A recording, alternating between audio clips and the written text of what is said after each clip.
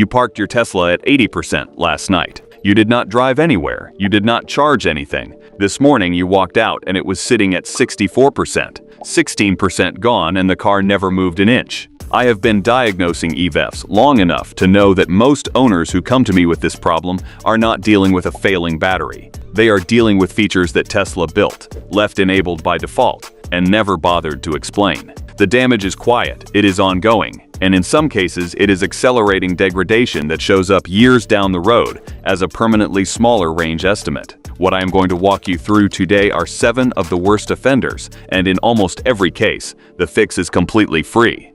Number 7. Scheduled departure set and forgotten. I want to start with this one because it is the most deceptive. Scheduled departure is genuinely useful. Set a departure time, and the car preconditions the cabin and battery to be ready exactly when you leave, ideally drawing that energy from the grid rather than the battery. When you have a consistent schedule, and the car stays plugged in every night, it works beautifully. Where it turns into a problem is when life changes and the setting does not. I had a customer come in frustrated because her car was sitting at noticeably lower charge every morning than it should have been. She was not running Sentry mode. She had climate off. Everything looked fine on the surface. Turned out she had set scheduled departure back in January for a 7:15 a.m. commute, then switched to hybrid work in March. The car was waking up at 7:15 every single weekday, spinning up the yak system and the battery thermal management, preconditioning for a drive that was not happening. It had been doing this for 11 weeks. What makes this particularly costly is what happens when the car is not plugged in. Tesla designed preconditioning to pull from grid power. That is the whole point. But when there is no charger connected, every watt of that warm-up comes straight out of the pack. Some owners have their scheduled departure fire twice. The system sometimes kicks off an overnight conditioning cycle, and then a second pre-departure cycle, which on a cold morning off a charger can cost a meaningful chunk of range before they ever touch the steering wheel. There is a related feature worth knowing about called smart preconditioning, which appears on some models and attempts to learn your driving patterns automatically to pre-warm or pre-cool the cabin without you scheduling anything manually. In principle, that sounds like a convenience win. In practice, I have heard from customers that it occasionally fires on days they had no intention of driving. The system made a prediction based on historical patterns that turned out to be wrong.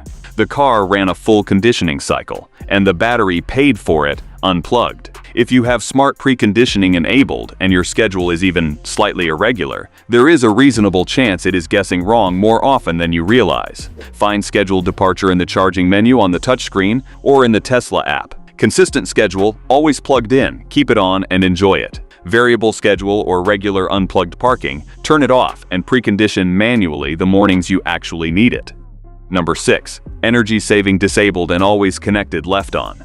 This one lives in a menu that probably 80% of Tesla owners have never opened. Go to Controls, then Display. You will find a setting called Energy Saving, and underneath it, a sub-option called Always Connected. Most cars ship with Energy Saving off and Always Connected on, which means the vehicle is never really in its lowest draw sleep state. What Always Connected does is keep your Tesla's cellular radio live and talking to Tesla's servers continuously, even when the car is locked and sitting in your driveway at 2 a.m. The benefit is responsiveness. The app connects faster, commands go through quicker, and the car feels snappier when you approach it. That is real, and I am not going to pretend it is not, but it comes at the cost of the car's ability to fall into a true deep sleep, because you cannot maintain a live network connection and have the main computer fully powered down at the same time. I usually explain it to customers this way. Think of Energy Saving off as a laptop that never closes its lid. It is always ready to respond the instant you touch the keyboard. Energy Saving on is a laptop that has actually gone to sleep. You have to wait 2 seconds for it to wake up, but it was not burning power all night for those 2 seconds of convenience. In my experience, this setting matters most for owners who park unplugged for extended periods, airport lots, overnight street parking, long trips, with everything saving on and always connected unchecked. The drain difference on a car sleeping cleanly is noticeable over multiple days. With it left on, and the car staying partially awake, owners regularly see more loss than they should, even with no other obvious features running. Find it under Controls, Display, Energy Saving. Turn it on. Uncheck Always Connected, and you will not notice the difference in daily use, but your battery will. Number 5. Third-party apps silently waking your car. This is the one that drives people genuinely crazy because there is no indicator anywhere telling you it is happening. No orange light on the screen, no entry in the energy log. The car just refuses to go to sleep, and every hour it stays awake instead of sleeping, it is burning charge it should not be burning. Here is the mechanic of what is happening under the hood. Tesla's car communicates with the outside world through an API, an interface that allows the official app and third-party applications to pull data, send commands, and check on the car's status.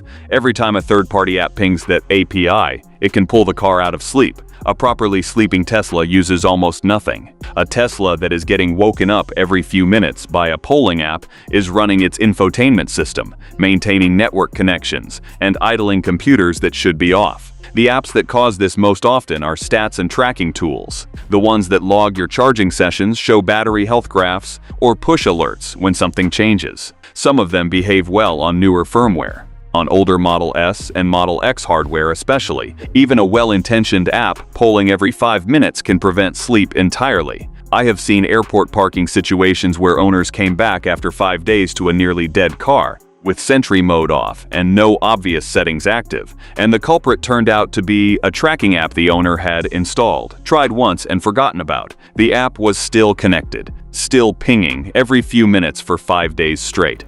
One thing that surprises people when I bring it up, a weak or unstable Wi-Fi signal at home can cause similar symptoms. If your car's Wi-Fi is connecting and dropping repeatedly overnight, because the router is far from the garage or the signal is inconsistent, that repeated reconnection activity can keep the car cycling in and out of sleep in the same way a polling app does. The fix there is either moving your router closer or simply turning off the car's Wi-Fi when it does not need it, which you can do from the controls menu. Some owners who cleaned up their app access and still saw unusual drain found the Wi-Fi instability was the remaining culprit. The cleanest starting point for third-party apps is to change your Tesla account password that immediately revokes the authentication tokens for every connected application. Then only reconnect the ones you actively use. If you are running more than one simultaneously, be aware that 2 individually well-behaved apps can interact in ways that prevent sleep. Something Tesla forum veterans have documented repeatedly across multiple model years. Number 4. Dog mode left on after you walk away. Most people who use dog mode use it correctly. They know it is running, they come back within a reasonable time, and the feature does exactly what it is supposed to do. The problem I see in my experience is the accidental activation. Someone taps the screen in a hurry, confirms the wrong option, and walks away thinking they just turned climate off. The car stays fully on, the compressor runs, and unlike most Tesla features, dog mode has no automatic timeout. It will keep running until the battery hits 20%. What that means in practice is serious. Because dog mode is running the full vac system off the main pack, the drain is in a completely different category from Sentry mode or a background app. In moderate weather, owners consistently report losing around 1 to 3% of battery per hour with dog mode active. In summer heat, when the outside temperature is actively fighting the compressor the whole time, that rate can climb higher. I have read accounts from owners who ran dog mode for 5 hours on a hot day, 80-degree weather outside, cabin set to 74, and came back to find the battery down 12 to 14% before they drove anywhere. The part that makes this particularly sneaky is the display.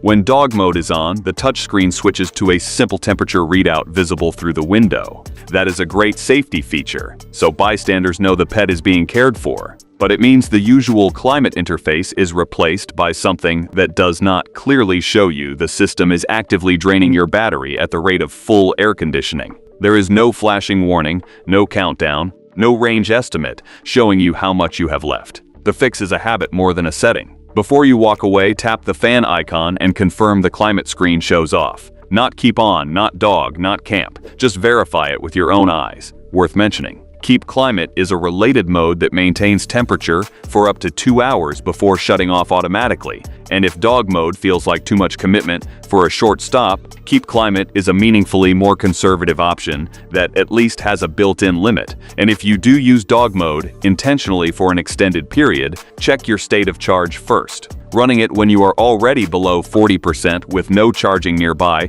is a situation that can go sideways faster than people expect. Number 3. cabin overheat protection running on full AC. Customers come to me with this one constantly, and most of the time they are surprised because the feature sounds completely passive. It is called overheat protection.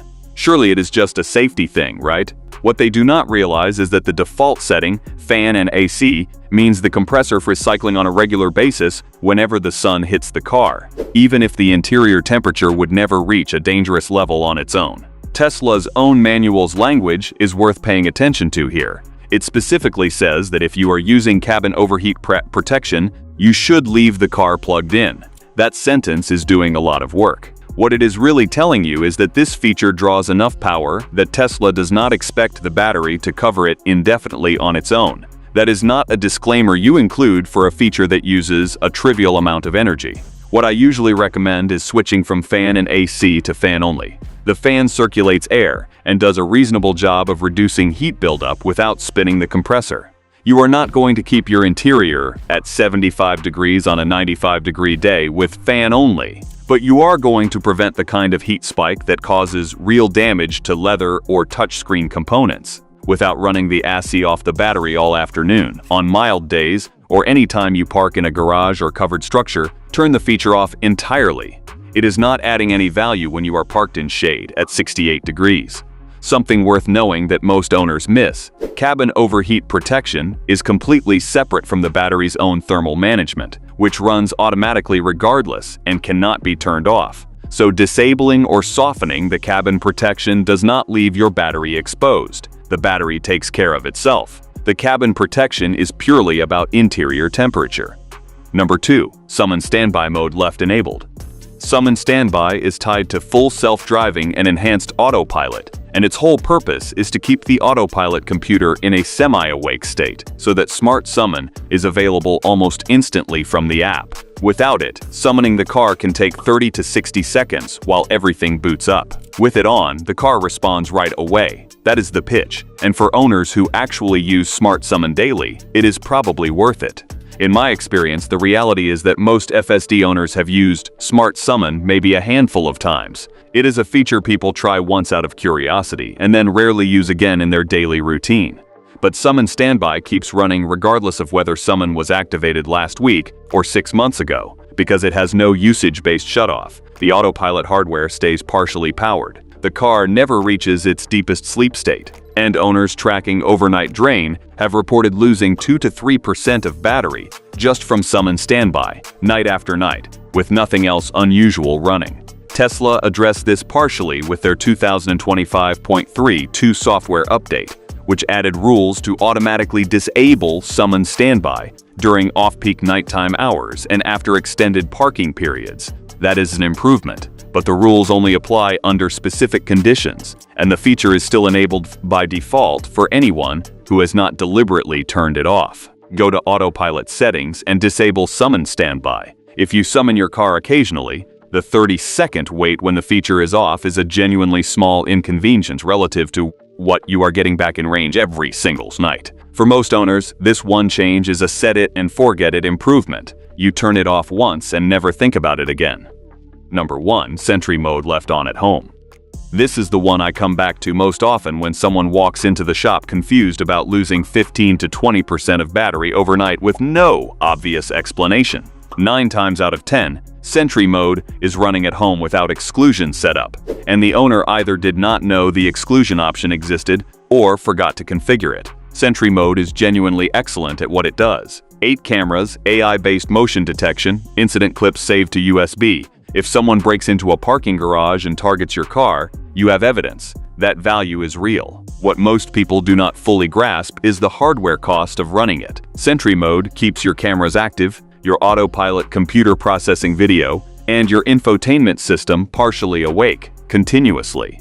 The power draw for that is roughly 250 to 300 watts while active, which works out to approximately 1 mile of range per hour draining out of your pack over a full 24-hour day. That can reach 7 to 14% of total battery capacity depending on your model. Tesla did make a significant improvement here with their 2024.38 software update, which moved Sentry Mode's video processing to the FSD computer and allowed the main infotainment system to sleep until there was actually something to record. that brought the daily drain down meaningfully from its previous levels, and the improvement is real. But even with that update, owners on current hardware are still reporting around 7% daily drain with Sentry on, which over a week adds up to half a charge just sitting in the driveway. The part that bothers me most about how Tesla ships this feature is the home behavior. You are 30 feet from the car. You have a garage, a driveway, a camera on your house. You likely have more security at home than anywhere else your car parks. And yet Sentry mode runs at full intensity all night, watching your garden hose and your neighbor's cat, burning the same amount of power it would burn in a downtown parking structure at midnight. One thing that often gets missed alongside Sentry mode: Tesla has a data sharing setting under software that, when enabled, periodically wakes the car to upload driving and diagnostics data back to Tesla's servers. It does not draw nearly the power Sentry does, but it is another reason the car may not be sleeping as deeply as expected, even after you configure exclusions. If you have trimmed everything else, and the car is still showing more overnight drain than it should, checking data sharing under software settings is a worthwhile extra step. You can disable it without affecting any of the car's core functions. The fix for Sentry itself is fast. Go to Safety Settings, find Sentry mode and enable Exclude Home. Your car will automatically disable Sentry whenever it detects it is at your saved home address. Full protection resumes the moment you leave. It is the single highest impact setting change on this entire list, and a surprising number of Tesla owners I talked to have never heard it exists. Here is the honest summary of what I just walked you through. None of these features are bugs. Tesla built them for real reasons, and most of them work exactly as intended. The problem is that they were designed for specific situations. Sentry for high-risk environments, dog mode for when your pet is genuinely in the car, summon standby for frequent smart summon users, and they stay fully active even when none of those situations apply. Turn on Sentry exclusions for home, disable summon standby if you rarely use smart summon. Switch cabin overheat protection to fan only on most days. Verify dog mode is actually off before walking away. Clean up third-party app access. Enable energy saving and function checks always connect. Fix your scheduled departure if your routine has changed. A Tesla doing all of those things correctly should lose 1 to 3% overnight without any drama. Drop a comment telling me which one was running on your car that you did not know about. I read all of them. And if you want to go further, watch my next video where I go through Tesla's energy app step by step and show you how to read it to catch silent drain before it becomes a real problem.